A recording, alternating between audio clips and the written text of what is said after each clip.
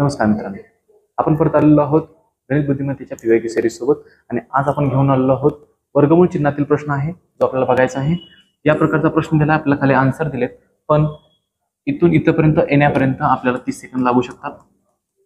तोड सॉल्व्ह करत करत त्याच्यासोबत आपल्याला वर्गपाठ पाहिजेत. दुसरी ट्रिक काय आहे की याच्यामध्ये तुम्हाला डायरेक्ट आन्सर पर्यंत पोहोचायचं असेल तर पहिली गोष्ट बघा, तुम्हाला बघायचा हे दोन अंक म्हणजे 56 प्लस आहे का 56 मायनस आहे, या दोनच गोष्टी ऑब्झर्व करायच्या. म्हणजे बघा, तर पहिली गोष्ट 56 प्लस आहे याचा अर्थ 56 पासून पुढे मी दोन अंक बघणार. किती अंक? दोन अंक बघणार की ज्याच्यामध्ये मला बघायचं आहे की पुढची वर्गसंख्या किती आहे, 64 आहे, 81 आहे. आता या दोघांच्या पैकी कोणाचं आन्सर जे खाली असणार आहे ते बघायचं आहे. 64 वर्गमूळ 8 येते, 81 वर्गमूळ 9 येते.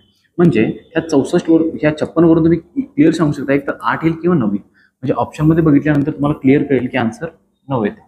पण त्याच्यासोबतच आपल्याला दुसरी गोष्ट काय बघायची आहे की त्याच्यानंतरचा अंक किती आहे. म्हणजे समजा 64 येते की 81 येते, याच्यामध्ये बघताना हा अंक जर का मोठा असेल तर प्रायोरिटी आपण सेकंडच्याला देणार आहोत.